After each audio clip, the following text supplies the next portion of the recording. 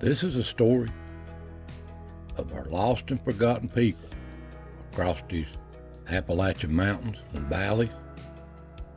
So much country and so much time has passed here of our ancestors, Native Americans. So many battles, so many are being forgotten. But nowadays we can go a generation or two back and they're in nice cemeteries like this and remembered. But some places, we don't know who they are. Poor people couldn't afford nothing, buried here in their struggles. Some places don't even have rocks. It's so sad.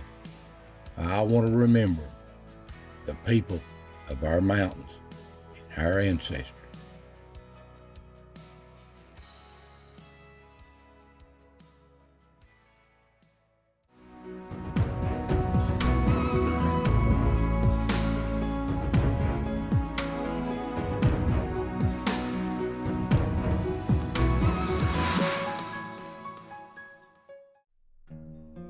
And most of you knows me, knows this channel.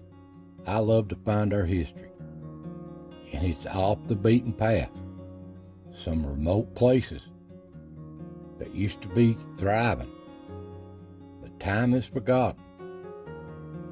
And these places are just about a thing of our past. But they're still out there. Slowly progress is taking them away. And these old mountains, you look at some of these overlooks, the beauty, the vastness of these forests. And you step off and look down one of these old hollers that the sun don't hit it maybe an hour or two during the day. How wild it is. But oh, ain't it peaceful. Now me, I like to think, looking at stuff like this, how wild this is, how this was 200-300 years ago, before progress come in. The history that's passed through here.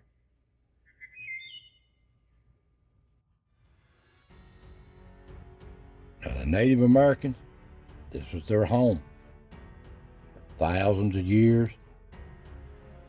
And dozens of generations, they hunted this land. They knowed it awful well, and they loved it. And oh, the stories that they could tell, the things they know about this country, the things that's happened, that they passed down through their generations. Oh, I bet you they really know some stories of this old country. But their legend lives on. Here's a map of all the tribes at one time crossed America. The early explorers, before the settlers, they came in here, they brought diseases with them that the Native Americans didn't have immunity to, like smallpox and stuff. And it just about wiped them out. Hundreds of thousands died. And later when the settlers come in and the country was growing, they tried to remove them from their land. On the Trail of Tears to Oklahoma Territory, in the dead of winter, and so many of them died along the road, the Trail of Tears. Unmarked graves, but they be remembered, never be forgotten. But they thrive today in places like Cherokee, North Carolina, the Eastern Band of the Cherokee, and so does so many other tribes. Now the Native Americans, they had their own burial mounds throughout these mountains and other places, but some are being saved and some are slowly being forgotten or even destroyed.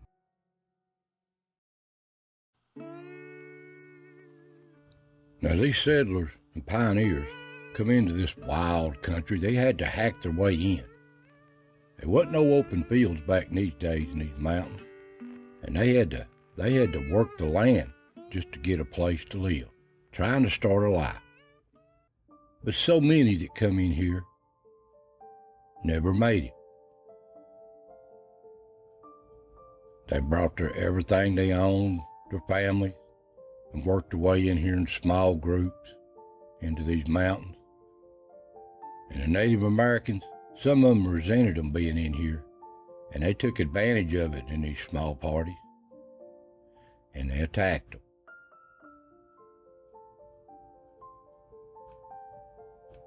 And so many of them died along the old wilderness road, they called it, up into the bloody grounds of Kentucky, because there was so much bloodshed fought.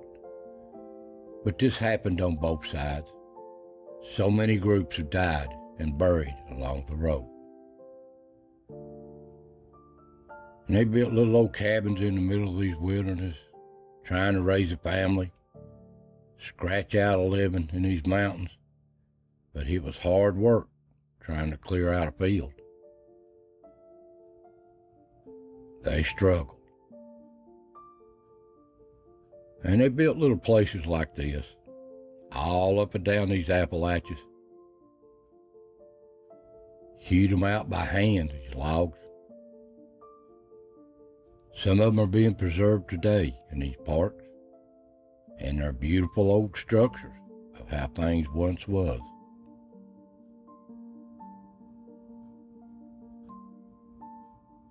They were a gifted people. They were on their own in these mountains, no help. And they're all gone. These are just an old picture of what they used to be like before they gone, rotted away, or tore down. And you just see remnants of them up and down these mountains. Old chimneys all standing, if you can find that. Old home places that they preserved. All the families that's raised around these fireplaces. And I've been out in these mountains and just find stuff like this, and it makes me wonder who lived here. And I like to get out in these wild country that's not been destroyed yet by progress, and I'll find stuff like this. This is an old rock chimney from an old cabin long ago. Progress has not got to hit yet, destroyed it, erased it from history and time, and it's still here. But nature's taking it back. But I often wonder who lived here, what history and families is raised here. And I find stuff like this of what they did. There's an old plow blade. How many times has an old mule pulled that across the field, trying to raise a garden for their family?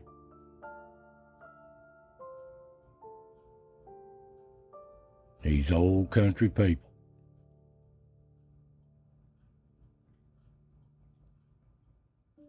And I visit some of these places. I find old graves like this around where these old cabins was. You don't know who they are. Some poor family. They died and they bury them right behind the house on these mountains and these ridges that nobody knows nothing about. Time has forgotten them. And some you don't even find till the wintertime. You don't know they're there.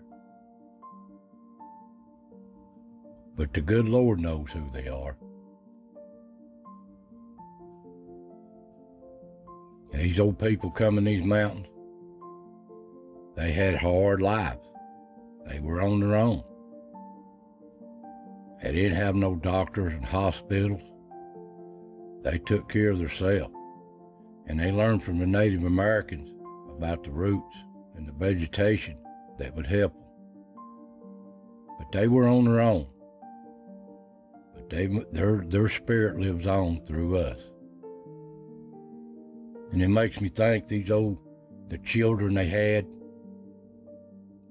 hard times these little kids had, sicknesses. Here's an old picture of a little bitty girl behind a cabin. Ain't she precious? And so many of them died in these mountains from accidents, sickness, disease, and they took care of their own in a family graveyard or right behind their house. And like I'm talking, these little old babies, they struggled, some of them. They get sick. There was no way to help them. And I know many a mother and father was heartbroken by losing a child. But there was no doctors or hospitals in them days. And back then, typhoid come into these mountains, and it killed many a kid, many a family member too. These were hard times in these mountains, with other diseases too. And I see these, around these cemeteries, out in the middle of nowhere, little baby graves. Some are marked like this, babies. Some are not. But you know they're babies, the way they've got the rocks fixed on them. And that breaks my heart. You don't know who they are, what their problem was, but the good Lord knows every one of them.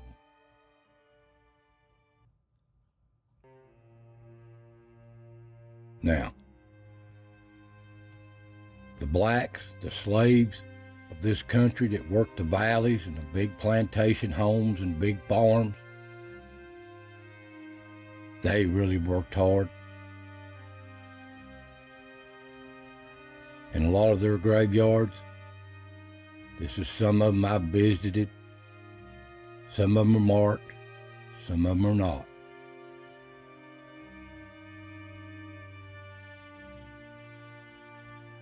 Some of them don't have headstones,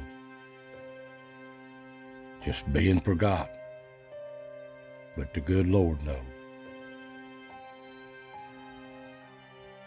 And they're being remembered though. In places I've been, they don't have the graves marked, but they have a marker there for the cemetery area to remember them by.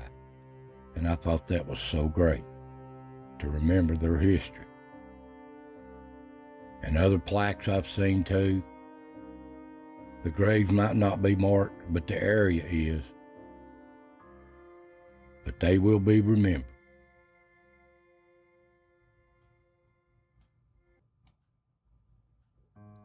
Now TVA, the Tennessee Valley authorities, come into the Tennessee Valley and set up dams back in the early 30s. They started all over these valleys, all these riverways. And a lot of towns and communities had to be moved. And hundreds of graveyards too, thousands of people. So they set out for years before the dams got built to back the water up. They moved a lot of people, a lot of cemeteries, and thousands of people they relocated in these graveyards that were going to be under the lake. All around the community. Here's one of my great-grandmothers, relocated, full-blooded Cherokee. And all around the community, just out of the lake here, they relocated them to other graveyards that existed. This is just one of them. This is Big Barren, just north of Tasman. Now, I've been told, and I've seen reports where they steal thousands of people under these lakes a TVA built that they've never moved. Burial sites of the Native Americans and little family graveyards that nobody complained about, and they're under the lake. So sad. And I visit these graveyards. I try to say a little prayer to the good Lord to rest their souls.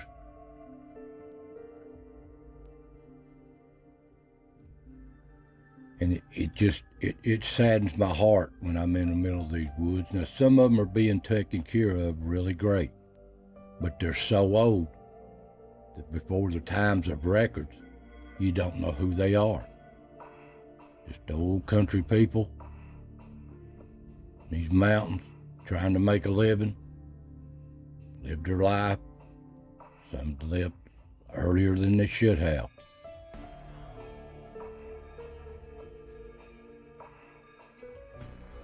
And I don't care where I go in these mountains, I run into them. Old graveyard. And some, if it wasn't for the vinca or periwinkle on the ground, you'd never know they was there. Here, there's no headstones here, just sunken places in the ground, but you know they're graves. And so many of our veterans are buried in these cemeteries too, that survived the battles and wars that they was in from when this nation started. This is just a few that I put together here that I've visited some of these old graveyards. Most of our soldiers from the start of this country, they died on the battlefield. They was buried where they fell, in our national parks. So many of veteran patriots is in these mountains. Now I'm going to mention something here that probably you don't even think about. They blazed these trails into these mountains back when they started settling this country 200 to 300 years ago. And they looked like this. They wasn't roads. They were just animal traces, trails in these wilderness, and they had to hack their way through most of that. And some of them died from accidents, Native Americans attacks, sickness along the way, and they just buried them beside the trail. And as time went on, that trail became a wagon road. They widened it. So them graves in time just forgotten. Who were they? And as time went on, became 2-lane highways, paved.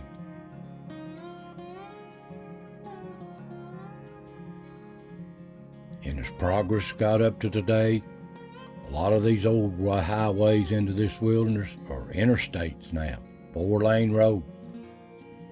So you know they've covered many a grave, many a pioneer coming into this country, Native American and settler alike, are under these roads.